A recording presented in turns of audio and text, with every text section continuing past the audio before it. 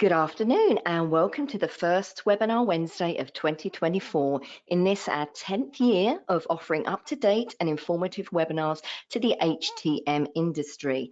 So to celebrate our 10th anniversary, we'll be giving away some great prizes each week, so more about that in a minute.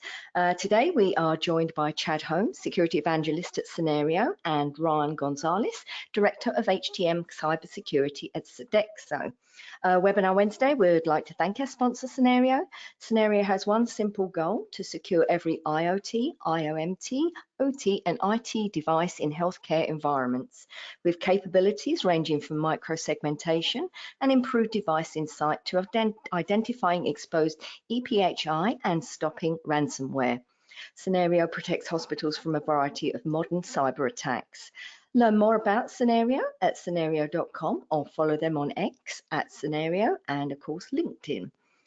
Just a quick reminder about our Spring MD Expo. We're headed to the M Resort Spa Casino in Las Vegas from April the 7th to the 9th.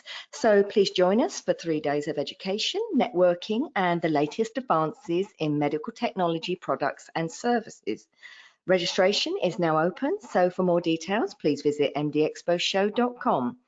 Today's webinar is, of course, eligible for 1 CE credit from the ACI. You can obtain your CE certificate by completing the post-webinar survey, which will be emailed 1 hour after the completion of today's webinar. You must complete the survey to receive your 1 CE credit, and then you'll be able to download the certificate directly from your computer once you've submitted the survey. If you have any questions, you can reach us at webinar@mdpublishing.com. Okay, let's kick off today's webinar by giving away one of our Webinar Wednesday 10th anniversary prizes. Today's prize is a pair of Apple AirPods 2nd generation. So using the questions feature on your dashboard, let me know the answer to the following trivia question. January is National Soup Month. What region, not state, what region of the US is typically known for its clam chowder? I'll reveal the answer and, of course, our winner at the end of the webinar. We'll wrap up today's presentation with a live Q&A, so please submit your questions anytime using the questions feature on the webinar dashboard. As I mentioned earlier, our presenters today are Chad Holmes and Ryan Gonzalez, and they will be discussing improving HTM operational efficiency, 5 ways to save money, time, and effort. So Chad, you may begin whenever you're ready. Awesome. Thank you, Linda. Thank you all for joining as we kick off the new year with Webinar Wednesday. Really excited to talk about today's topic, where we're going to talk about how HTM teams can be more efficient, save time, and as is normal, talk a little bit about cybersecurity as we go through. As Linda mentioned, I'm joined by Ryan. Ryan, give everyone a big wave and a smile there on your camera. Ryan is the Director of HTM Cybersecurity with Sedexo. And my name is Chad Holmes. I am a security evangelist at Scenario and very happy to do these every quarter or so with the Webinar Wednesday team. So today's agenda, we're going to talk about a few really fun things. First, I typically start off with the state of cybersecurity. We're going to change it up a little bit. Today, we're going to talk a little bit about the state of healthcare technology management. I think there's going to be some really fun stats in there for anyone either entering the field or looking to see where the field is going. I think you're going to be very happy with some of the things we found there. Next, we'll talk about 5 areas for improvement, the real meat of today's presentation, 5 different things that between Ryan, myself, our team members, we're seeing HTM teams are adopting to help them improve their performance. And again, this can be saving costs, becoming more efficient, securing devices, everything else that you're tasked about today. There's also a few emerging topics we'll talk about, some additional considerations we'll throw out there, which are changing day by day, even in some cases. So we'll talk about those as we go through. And then, of course, we'll give you 3 or 4 specific things you can do to get started as soon as possible. Of course, we will try to address questions as they come in. So ask questions as we go. I'll do my best to get to those. If I don't, no big deal. We'll make sure that we answer those at the end of the webinar as well. So jumping right into things, let's talk a little bit about the state of healthcare technology management. And it's a really, really interesting state, particularly if you are an HTM team member, because what we're seeing is a field that is very, very much in demand, and that demand is rising, but the actual people with the skill sets to do it is a much smaller group than we need. So right now, if we look at things, About 40% of HTM team members are people that were hired, a few decades ago. Really good, really smart, capable people, but they're over the age of 55, and therefore they're all starting to kind of count down to retirement, meaning there's a lot of opportunities out there that are opening up. Um, Estimates right now have the number of new HTM team members needed every year at 6,300. So over the course of a decade, that's over 50,000 people that we're going to need to both backfill and address the expanding need of HTM teams. Interestingly enough, that's almost identical to the number of hospitals in the US. So on average, right, and it's not direct correlation, but on average, every hospital is trying to hire at least one new HTM team member each year, which I thought was interesting. Additionally, the need for HTM is growing quite a bit. The average job growth in the US for any one particular field is about 3%. HTM is over 4 times that, with 13% increase in the number of team members that are needed. And part of that is due to the heavy workloads that you all experience. I've never personally talked to an HTM team member that said, yeah, all our tickets are closed, we are up to date, and I'm just kind of kicking back, waiting for more work to come my way. That's not part of this dynamic. So over half of HTM team members are reporting that they have heavy workloads with backlogs, inefficiency, and experiencing some level of employee burnout. And then finally, again, to talk about cybersecurity a little bit, one of the reasons we're seeing these workloads increase is because HTM team members continue to have their roles expanded. It used to be that you'd be heavily focused on maintenance of devices primarily. And now we're seeing, because you are so close to devices, because you're kind of the lifeblood of hospital technology, that you're being asked to do things like implement cybersecurity patches. And I thought this stat from my friends at Veracode and former coworkers at Veracode was great. Log4Shell was a vulnerability that was announced about 2 years ago. And when it came out, it was incredibly damaging. Anyone that had this unpatched version of Log4Shell was immediately at risk. They went back and they looked and said, how well patched are the devices, the technologies that use Log4Shell? And it turns out 38% of devices that have Log4Shell still have those known vulnerabilities. The patches are known, they're easy to address, but they just haven't been implemented. And I thought it was a great stat to show kind of the responsibility that we're seeing in HTM, where we're asking all of you to go and implement patches, even though it may be outside of your normal work efforts. And still, even with all that effort, we're seeing we just can't get to all those devices. It's not due to lack of trying, it's just due to the workload you're seeing. So the long and short of this is, if you're in HTM, you're probably in a really, really good spot for the rest of your career, because there's a huge need, you're incredibly skilled, and we need to find a way to make all of you as efficient as possible. And so with that in mind, we have to kind of take a look also at why improving efficiency is critical, just not in terms of workload, but in terms of actually addressing devices that you have to work with. And one of my favorite devices to pick on is IV or infusion pumps. And there's a couple of reasons for that. One is they're the most plentiful medical devices in healthcare environments, right? Every place there are IV pumps, because it's one of the first things you interact with when you're receiving care. The other reason that I like to talk about these is because they're also amongst the most vulnerable when it comes to cybersecurity attacks, right? IV pumps, regardless of manufacturer or model, tend to have a much higher number of vulnerabilities than other devices out there. And so when it comes down to what we're actually trying to do when we're working on these, is we have to take the core considerations of making sure patient care and safety is of primary concern, making sure these devices fall into compliance, and making sure that we're minimizing costs whenever possible. That's kind of the core considerations when we're maintaining these. But when we actually go and start looking at what else these devices are doing, they've been connected to networks with high levels of vulnerabilities, lots of misconfigurations, as simple as default admin credentials in a lot of cases, and they are one of the key components in attacks that propagate throughout your network.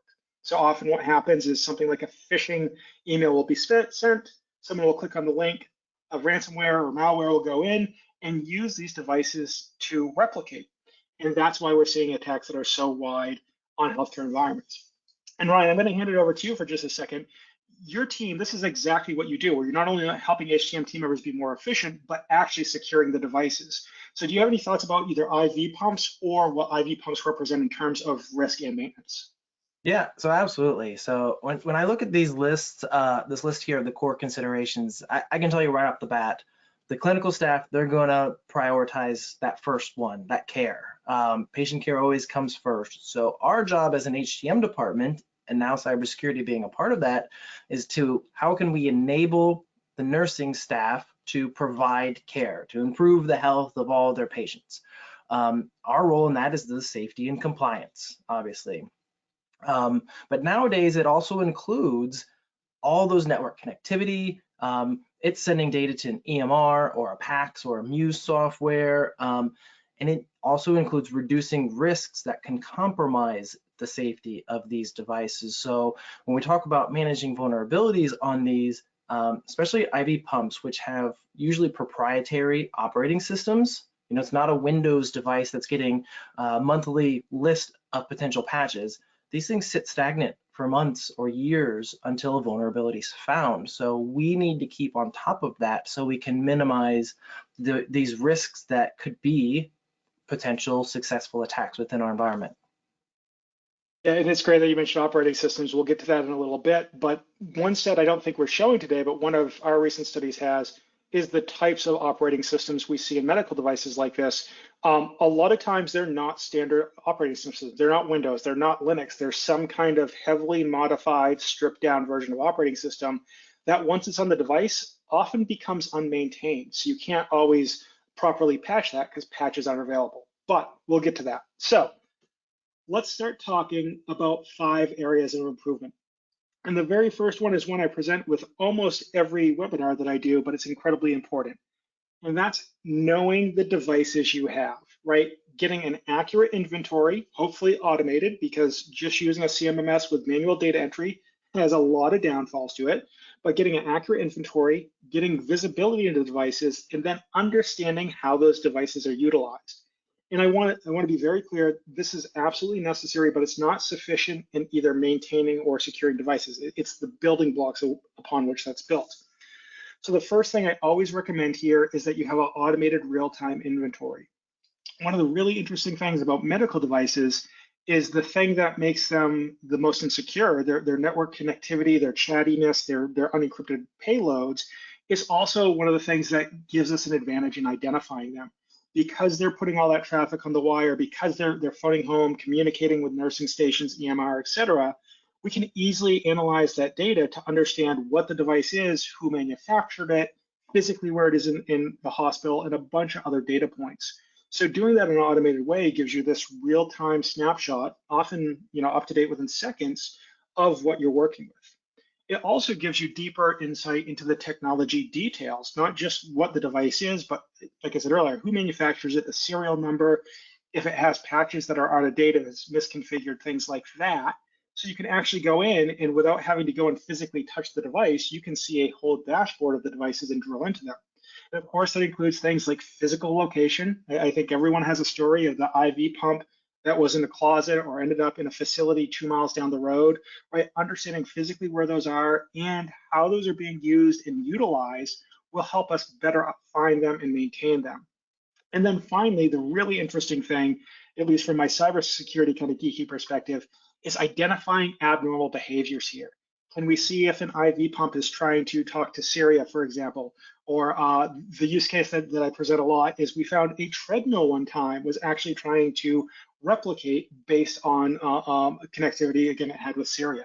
So abnormal behaviors like that will help us identify how to better improve the maintenance, but also secure those devices.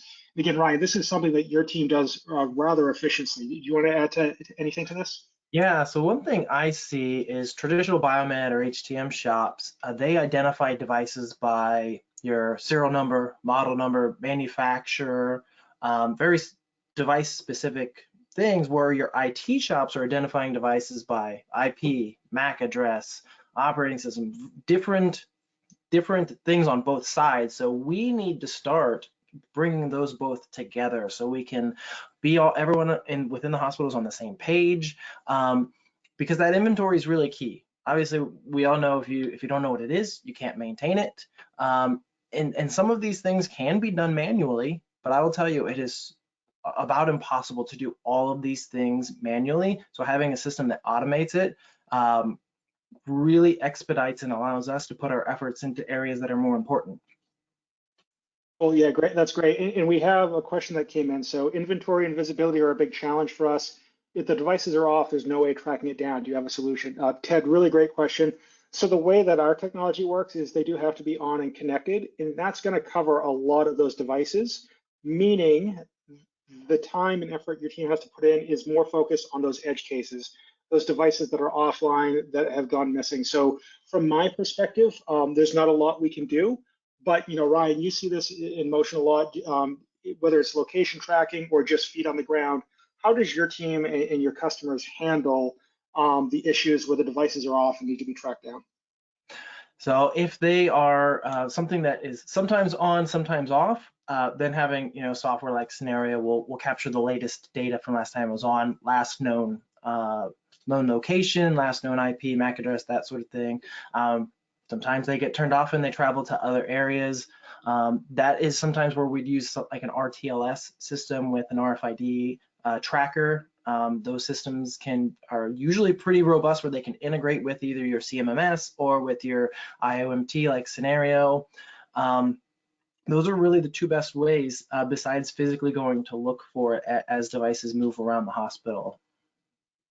Oh, yeah, that's great. And we have another good question from Ted, which is a lot of these mobile devices are registered by their MAC addresses on something like Cisco ICE, right? If someone clones the MAC address, how can we verify whether connected devices are genuine or not? Ted, I'm not even going to try to answer that question. I can't quite go to that depth. We have team members I could certainly put you in touch with, but I can talk about what the attack vectors are in a lot of cases. The reality is that a lot of the attack vectors we see aren't getting that detailed. Most of the ransomware attacks and the data breaches aren't going down and actually replicating a MAC address, and that's how they're getting data out. They're actually a lot less elegant than that. They go in, it's malware that replicates across the devices, and it's very loud and noisy. And because the devices are insecure, because they're wide open, the network isn't segmented at all, the attacks don't often get down to the level of replicating or mimicking individual devices. Doesn't mean that's not a use case, doesn't mean we don't have to protect against it. But the reality is, if your environment's at the point where that's where you're considering attacks, that's awesome, because you're far, far ahead of others. So if you do want to learn more after, feel free to email me and I'll put you in touch with our team and we can discuss that at a deeper level. All right, so we got past number one. Let's talk about number two here, which is prioritize guidance. One of the challenges we see in healthcare a lot of the time, and not just in healthcare, but security tools in any environment, is just alert fatigue, right? A lot of tools are developed in a way where they identify something that looks like an issue, but they can never quite tell, is that a real issue or not? And so they err on the side of safety, which is they report all those issues. And in automated systems, those can build up quite a bit, right? You can get, in some cases, tens of thousands of alerts a day, where there might only be one or two real issues that you have to dive through. And so when you have that much alert, it leads to alert fatigue. And honestly, people just end up pushing that aside and ignoring it unless something's really, really loud. And so we have a lot of customers ask us, one, how do we minimize alert fatigue? And two, how do we actually prioritize the activities? And this is where things get really important, because we have to prioritize the activities in terms of both patient care, finances, security. And so one thing our team relies on, and our technology and Ryan's team relies on in actually implementing things, is prioritizing efforts in a way that allows us to actually address the most critical practices first. Again, whether they be sending HTM teams to update certain devices or implementing patches or network policies. So one of the biggest savings we see is helping our teams improve the prioritization of those efforts. We want to optimize to a point where the activity is focused more on making the changes, modifying the devices, modifying settings, rather than working through the exercise of trying to figure out what you're supposed to be doing, right? So we want to focus on activity rather than thinking, if you want to put it that way. And what this helps us do is maximize risk reduction. Again, both in terms of cybersecurity from my angle, but also the risk of a device going offline, the device not working, the device impacting patient care. So if we can prioritize things correctly, we can focus our efforts and really, really optimize those efforts.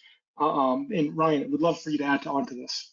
Sure. Yeah. I like to think this area of prioritization is not that much different than a lot of the other prioritization that the HTM or BioMed team's already doing.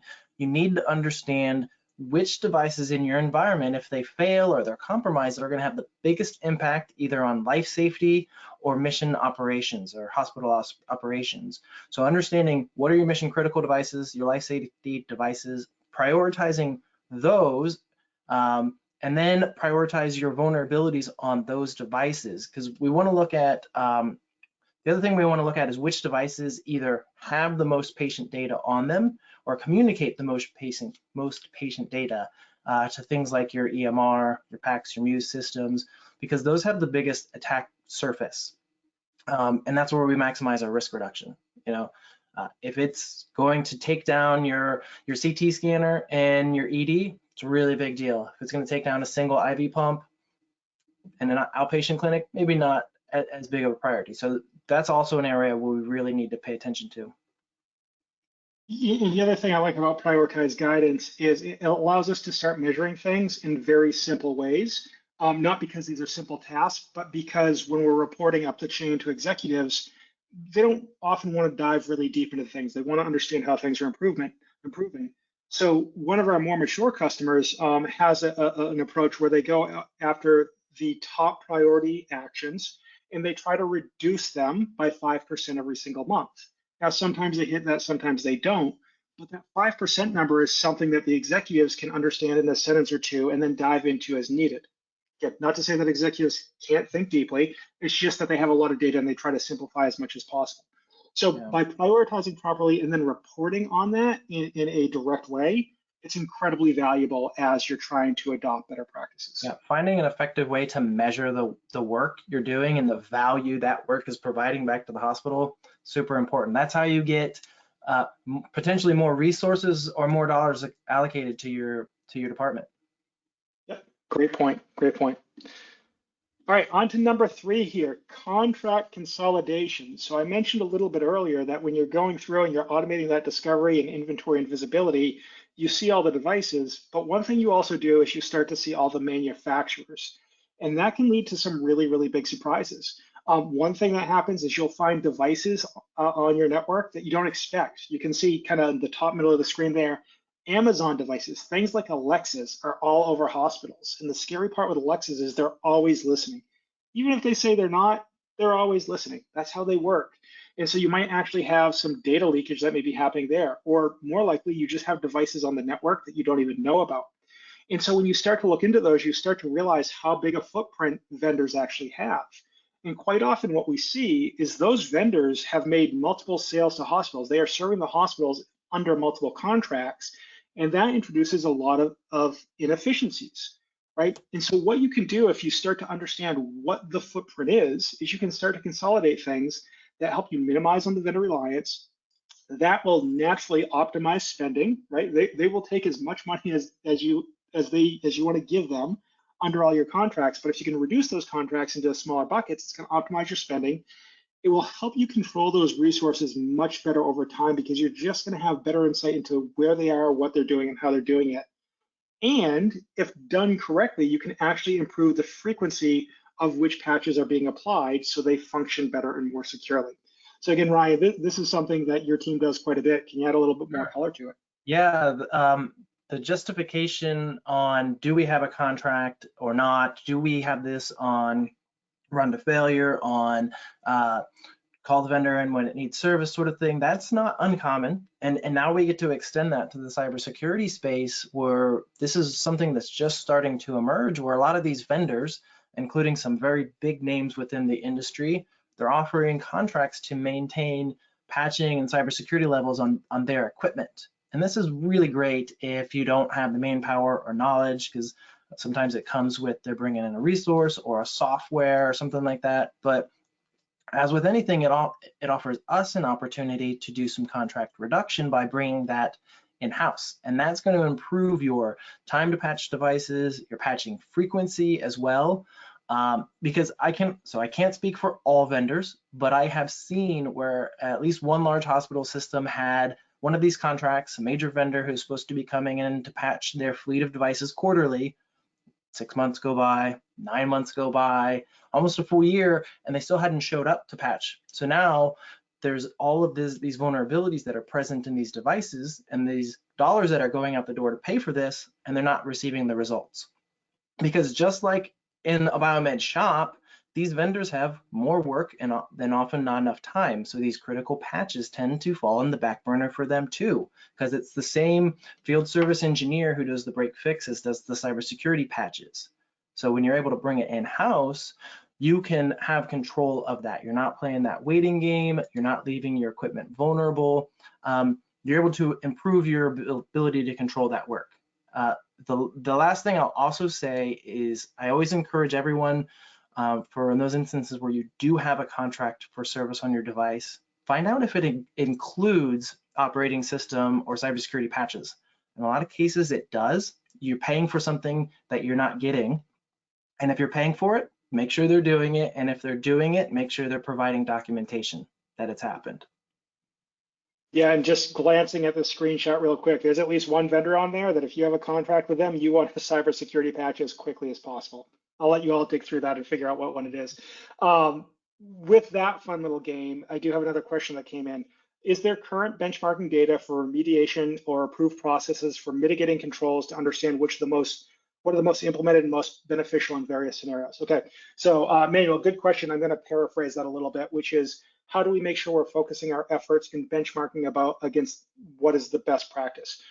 Within the scenario platform, we actually have performance improvement scores. I don't think I have a screenshot here, but I'm happy to show it another time. But we will show you not only what your score is, but where the score should be compared to others. And more importantly, we show you the prioritized list of scores, list of actions, excuse me, and how they will implement or improve that score, right? So if you have, let's say, patching a certain device or east-west segmentation of a certain device, where it is a critical known issue exposed to the outside world, that would improve your score, so it would be higher up the list. So, what we do automatically is absolutely give you benchmarks of similar hospitals of your size and the actions that you can take to better improve that score. Ryan, I'll hand it over to you. What other benchmarking activities do you see or do with your customers? So I'll maybe take it maybe a little bit more simple. When you look at individual vulnerabilities, if it's a major vulnerability, it's given what's called a CVE score. I don't know if it's in any of your slides, but it's a 0 out of 10 score, 0 being not critical at all, 10 being the most critical. And that's the quickest, easiest way to prioritize. You can get much more advanced. There's also, if the vulnerability's been out for a while, there's an exploitability score for how often they see that vulnerability being used out in the wild to compromise devices. I always start with new vulnerabilities, how do they rank on those two? And if it's critical in both, it's probably something you should prioritize. Great point. And those scores, I'll go back a slide here real quick. Those feed into this kind of risk bubble chart that you see, but there are other standards depending on what we're talking about and the level of measurement that are available. So one of the really, really good things with any platform you're looking into, it should be some kind of standardized scoring. So it's not kind of which way is the wind blowing, but very specific action, risk, how to handle that. And that's something we've standardized around CVE, CWE, CVSS, et cetera, as well. Great questions. Let's move on to number 4. And this is always a fun little topic, which is when do you update a device versus go and replace it? And Ryan mentioned much earlier in the presentation about how a lot of operating systems might be out of date or unpatched. Again, this chart comes from a data report we did about a year and a half ago, where we actually looked through our entire pool of data and looked at the number of devices with outdated operating systems, meaning they couldn't be patched if there was a known vulnerability in them. And what we found was really scary, because the bottom of the list there is servers, right? IT management, pretty solid practice regardless of the environment, right? You're going to get updates, you're going to update the operating system as needed. But as we get closer and closer to patients, we start to realize that the investment in devices will lead to greater risk acceptance, meaning that devices that might have a longer lifespan, even though their operating system is out of date, might be kept online simply because it's more costly to replace them than to update them, or in this case, accept the risk. So we see throughout environments that there are just numerous devices that have old operating systems, CT machines, for example, that run on Windows 10 seem to be everywhere. And we all know that no one's going to replace a CT machine just because it has an old operating system. It's just too costly to do that. So what we have to start to do is start to look at where updates are possible. It's not the operating system. Can we update the firmware, the PC, the hardware? Often not. Often the answer is we need to look at something else, which is things like segmenting the network. So if there is an attack, it can't get to that device without a lot of really, really hard effort. And most attacks don't do that right now. They're rather simple yet effective attacks.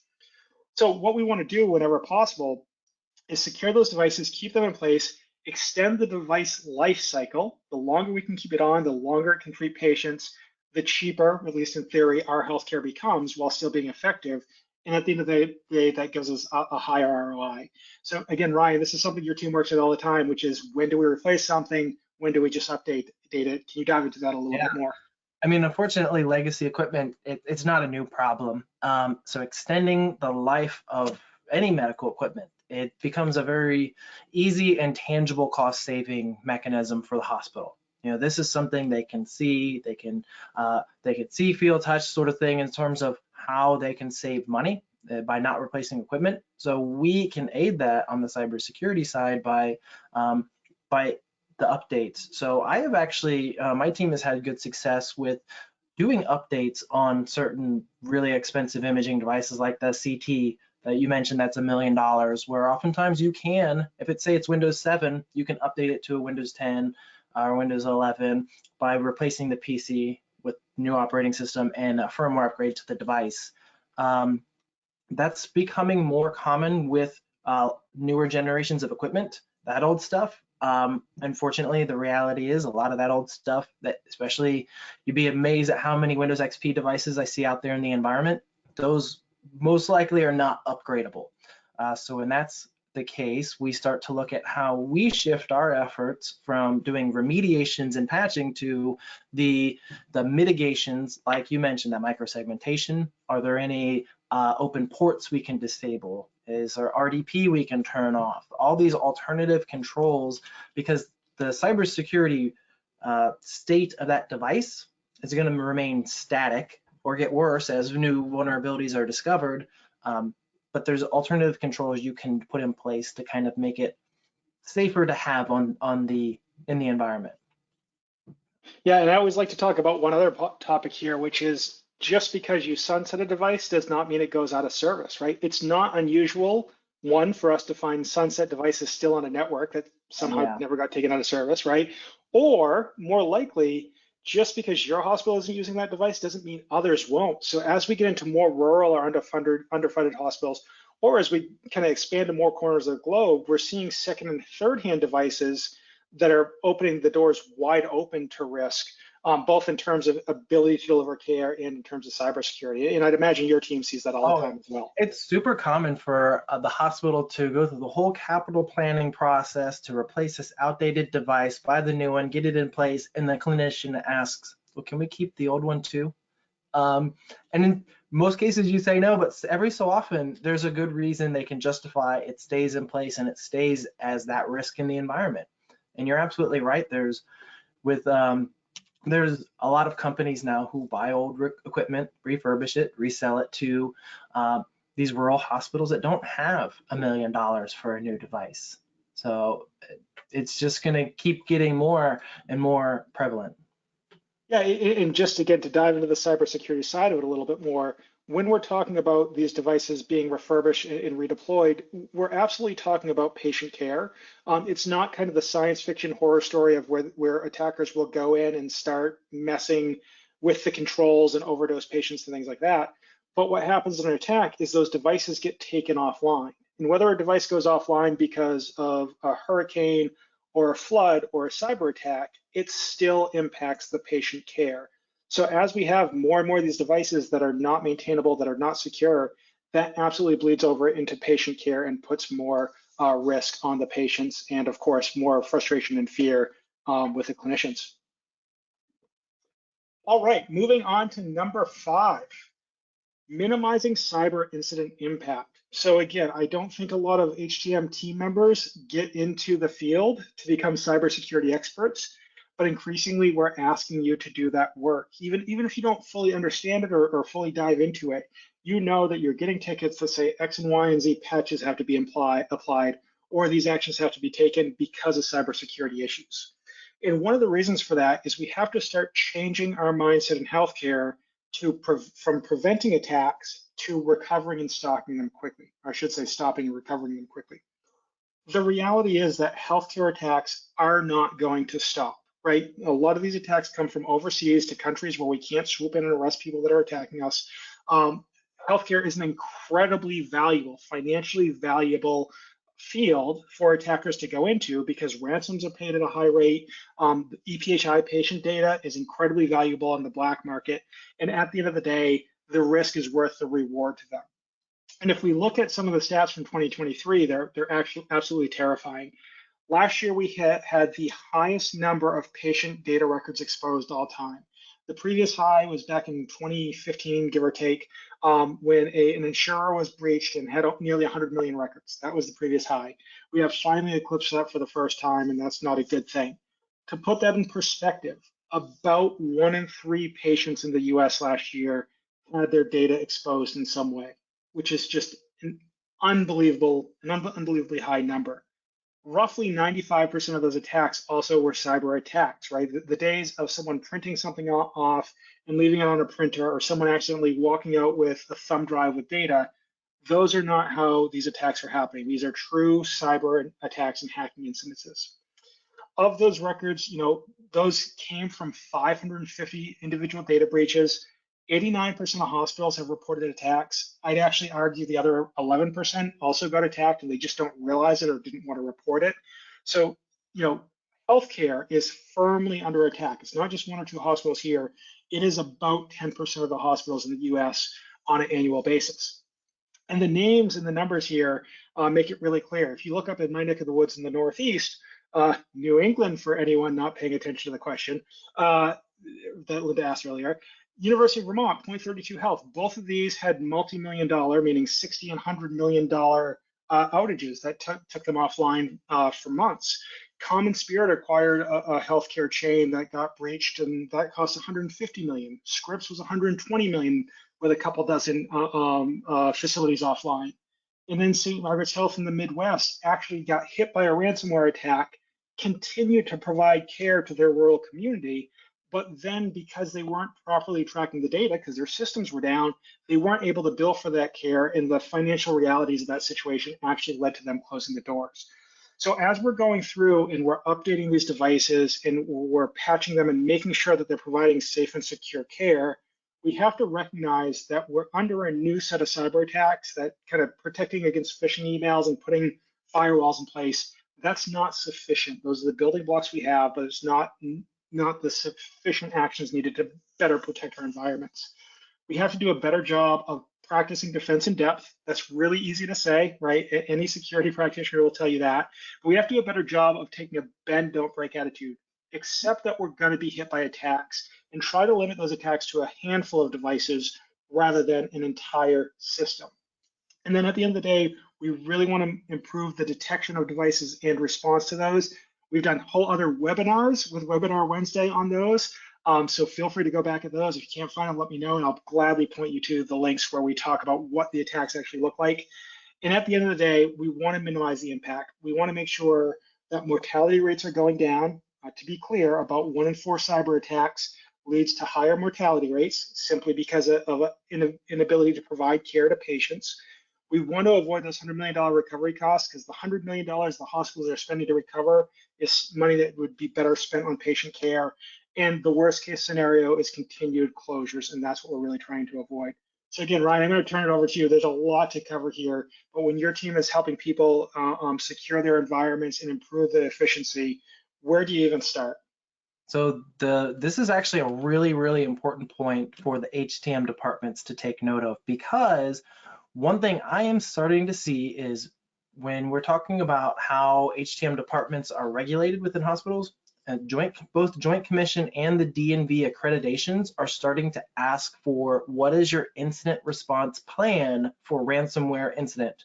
So knowing how your department's going to respond when devices have ransomware or parts of your hospital are taken down for ransomware, how your hospital can continue to provide care to its patients is really important.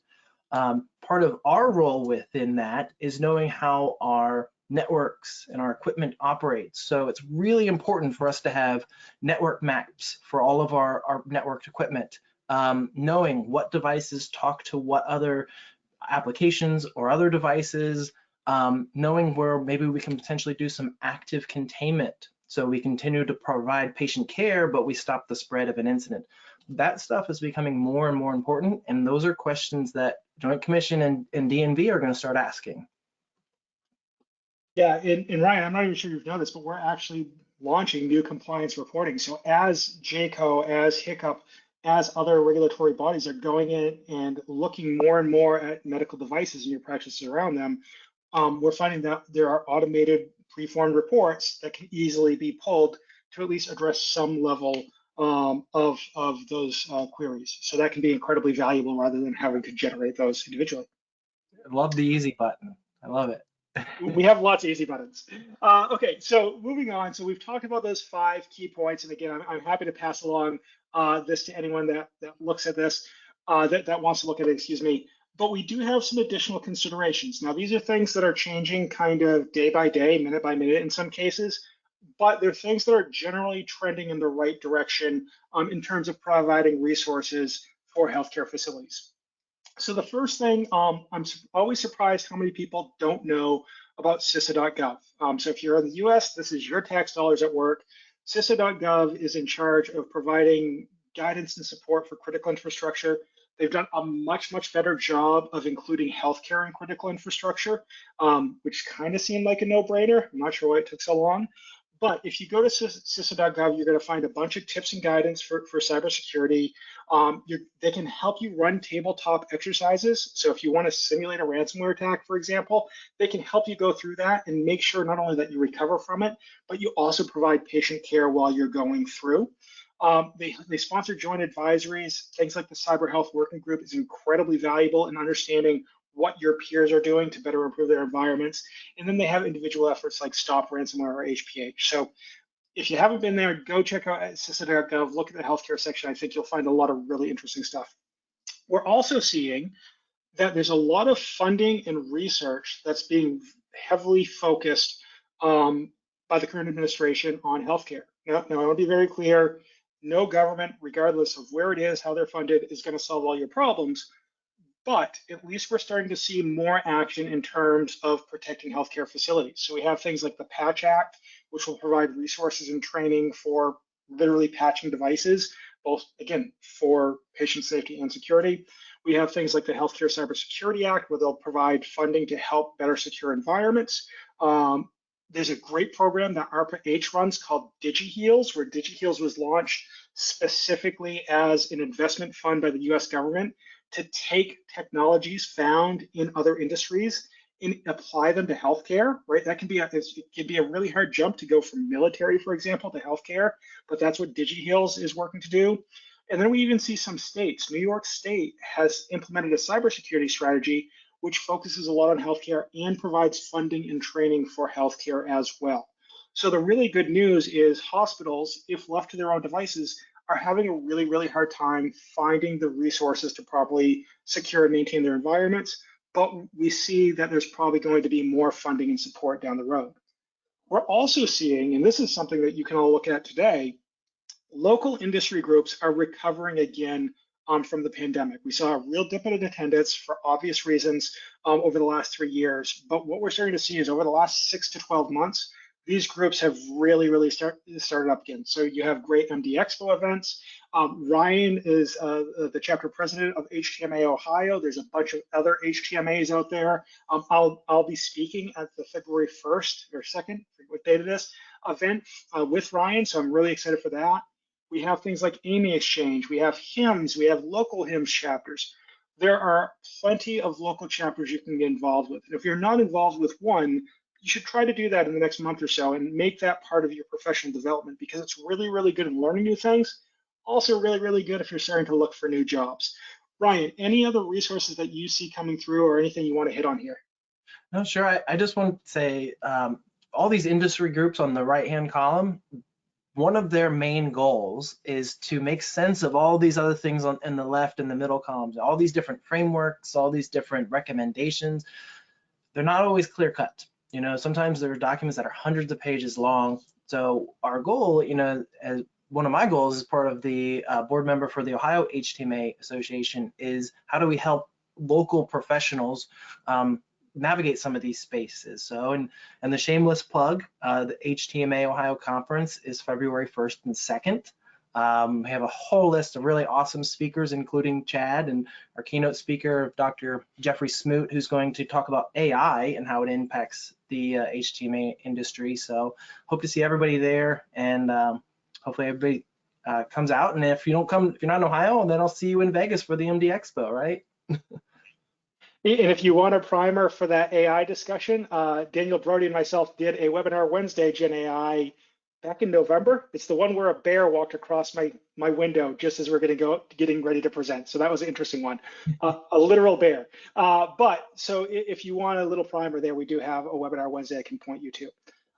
Ryan, a really good question from Anne Marie here. She said she's surprised effective communication isn't on the list. How should HTM teams approach efficient communication with the rest of the hospital? So I'll take a stab, but I think you'll have a better answer. So Anne Marie, you're absolutely right. There's a lot we could do here. We should have put effective communication on here. I'll make that number 6 next time we present it. But at the end of the day, there are natural tensions between groups within a hospital, particularly between HTM teams, IT teams, network security. There can sometimes be conflicting interests there, right? An IT team may just be focused on making sure a network is up and running. HTM has to go and change things that are on the network, and that can lead to conflict. So you're absolutely right that effective communication is critical. Sometimes it's as simple as routine meetings and pizza parties, but Ryan, I'll let you jump into this. What are your thoughts there? Well, so it's kind of funny. If you've been a biomed within a hospital, you know how all the clinical departments within a hospital, they all think they're the most important department in a hospital, and they're all right because they're all correct because they're providing different levels of care for different patients.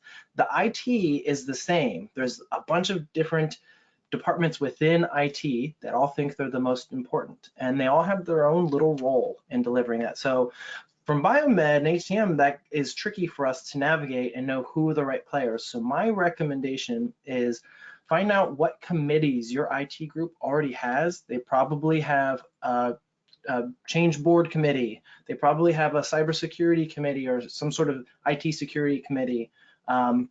They may have a capital planning committee. Have a member of your BioMed or HTM staff join those and be in those discussions so that everyone's on the same page. At least they know what your struggles are because you've been able to communicate them within those meetings.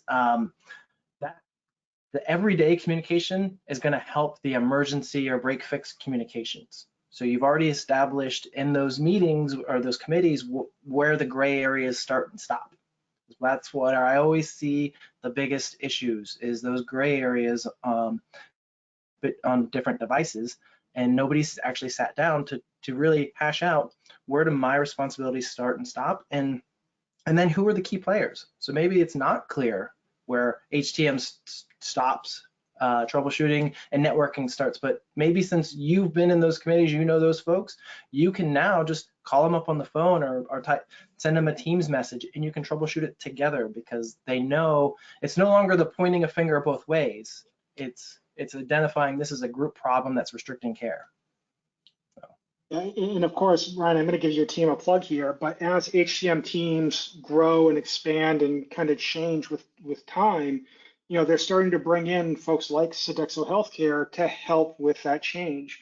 And quite often, Sedexo will bring in the experience that maybe your individual organization doesn't have and can help you better navigate those waters. So looking for outside help in a variety of ways, not just boots on the ground, but actual management can be very valuable. Yeah, I always am a big advocate for having someone I call as the liaison between biomed and IT that understands both sides of the fence. Yeah, it's a solvable problem. It's not just you put one thing in place and it's done, but it's something that can certainly be addressed. Really great point there, Anne Marie. Thank you for bringing it up. All right, a couple more things before we open up to questions, so feel free to throw those questions in there. There's a couple things you can do starting today, tomorrow, to really get started. The first thing, both our team, we work with Ryan's team on this, is CMMS analysis. So a lot of times we hear people want to understand their security risk posture. They're not sure really where to start. They don't have the time, or at least don't think they have the time for an engagement. How can they start? So one thing we've done is we've started working with customers who have a somewhat well-populated CMMS. We always find devices that are in there, or not in there, excuse me. But we find that if we could do a simple database dump, we're able to analyze those devices against risks and help them better understand what their kind of high-level risk posture is. And you can see the number of vulnerabilities, for example, in the top left there that impact patient confidentiality, things like that. So if you're not quite sure where to start, but you do have a CMMS system in place, feel free to reach out to me, chad.holmes@senior.com. We're more than happy to walk you through the process of how to analyze that data and help identify where things need to be fixed. Next, I mentioned to Ryan earlier, we have a few things coming out. One was that compliance reporting. We also have a really new, cool research and development project that is finally product ready. We're so excited. We've been working on this for about 1.5 years. But as I mentioned earlier, a lot of devices out there, particularly PACS systems, interoperability, exposing data is kind of what they're meant to do, right? You take an X-ray on one side of the world, you send it to a radiologist somewhere else, they do the reading. Unfortunately, those devices are also leaking a lot of data, or technologies, I should say, are leaking a bunch of data, and that's where we're seeing security data breaches come from. So one thing we've developed based on the research we've done is a way to go into environments and identify those systems that are exposing patient data that will lead to attacks. So if you're concerned about that, if you're a HIPAA security officer, for example, and you're looking for ways to build in better understanding of what's exposing data to your environment, that's exactly what this is intended to do. And we can roll that out rather quickly. So just, again, reach out to me if you have any questions there. And Ryan, if you want to give a little bit of an overview of all the great work your team does, that'd be great too. Sure, yeah. So at Sedexo, and my personal belief is that cybersecurity for medical equipment is still an in-person role. So we provide resources within your environment who are trained on both biomed and cybersecurity. We have an out-of-the-box program that is aligned with the NIST cybersecurity framework. It's really designed to bridge that gap between your hospital IT security and your biomed program. So we evaluate what your existing capabilities are, and then we get you where you need to go in terms of risk reduction.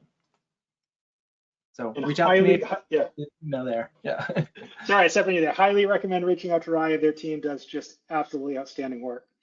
So with that, I know we have a few more questions coming in. Alinda, I'll turn it back over to you. I'm sorry if I spoiled your question there, but see how many people pick up on that, but I'll hand it to you. Thanks, Chad. Okay, I've got a couple of questions here. The first one is, as more work is being pushed to biomeds, how do you see teams finding more time or resources to prevent burnout? Yeah, from my standpoint, automate as much as you can. You're never going to automate the maintenance of those devices, but the insight, the data around them, the guidance on what you actually need to physically do, that's incredibly valuable. Ryan, any other thoughts from you? For me, a big part of it is having really good processes in place. I know within our industry, it tends to be sometimes an every man or every woman for themselves as far as their PM loads and break fix, but I think this type of work really needs to have an assigned lead at each hospital, and that lead needs to be part of those IT committees I spoke of. So they know there's coordination and buy-in from both sides, and then somebody's kind of navigating and coordinating those remediations. Okay, and question that's just popped up here is, how can HTMs be upskilled to bridge the gap between IT and traditional biomed roles? Yeah, so one thing I really like about biomeds is almost everyone I've ever talked to is really engaged, really interested. I don't know how many people this will hit with, but Radio Shack people of the 80s. If you went into Radio Shack, everyone was really interested, really engaged, really excited. So the biggest thing I can say is, because most HTM team members are inquisitive, they want to learn, finding ways to improve their education is often as easy as just going to the right events or working with the right local chapters. So the chapters I mentioned earlier, whatever is most active in your environment, is a really, really great way to start. You know, Ryan, what do you recommend to people that are trying to upskill there? So the cool thing about most biomeds I know is they already have some of those skill sets. They're already out there troubleshooting data integrations, application integrations, and then some of it's just getting the next level of knowledge. So there's tons of cool certificate programs or certifications out there. As far as like there's the CompTIA has some really cool ones, like their A+ certification, their Network Plus certification, and then they have a cybersecurity. It's called a Security Plus certification that is really great because it hits a lot of the different things we've talked about, and it's kind of agnostic in terms of what industry because you can apply it anywhere. So I definitely recommend checking that out. Perfect. We've got time for about one more question, and it's are you seeing an increase in the amount of HTM efforts that can be done remotely? So that's a good, yeah, go ahead, take that. Yeah, so the answer is yes, there is. So obviously the traditional PMs and break fix stuff, they're still in person, they're still on site. You're not going to fix a dialysis machine remotely, but all these devices we have, they're integrating with something. They're integrating with the network or with the server, an application, and those devices they're integrating with oftentimes can be serviced remotely. Or from your shop or from your house, you can remote into your capsule server or your Philips patient monitoring server, whatever these, and you can do some sort of configuration changes. You can do some reboots remotely. So I'm definitely seeing an increase in some aspects of that. Okay, I've got one more that I'm going to squeeze in. How do you feel about using WSUS or Ivanti patching solution? Hope I've said it correctly. Yeah, I've seen good success with the WSUS or the WSUS server. I've seen it pronounced multiple ways. And I've been at a couple of hospitals where they use that to manage all their central station patching. I know the hospital system I used to work for, they used one of those that they built themselves to manage all their Philips. Like they had 100 Philips central stations. They managed the patching on those. You just have to be careful with which patches you're implementing, making sure they're approved by the vendor, and making sure that you're rolling them out in a way that doesn't cause any issues with patient care, because you can automate a lot of stuff on there and some of it you should not, like patching your ICU central station. You know, those are the devices you still want to be in front of and checking with charge nurses and that sort of thing. Okay, perfect. Well, we're coming up to an hour, so thank you guys so much for your time and for a great and informative presentation. So thanks, Chad and Ryan. I'd like to encourage everyone to visit today's sponsor to learn more about the services they provide for our industry. So please visit scenario.com. And of course, as promised, the answer to today's trivia question is New England. So if you were listening to Chad, you would have heard the answer. So congratulations to our winner, Michael Maps in Nebraska. So enjoy your AirPods. Just a quick reminder, you can obtain your CE certificate by completing the post-webinar survey, which will be emailed 1 hour after the completion of today's webinar. You must complete the survey to receive your 1 CE credit from the ACI, and you'll be able to download the certificate directly from your computer once you've submitted the survey. If you have any questions, you can reach us at webinar@mdpublishing.com.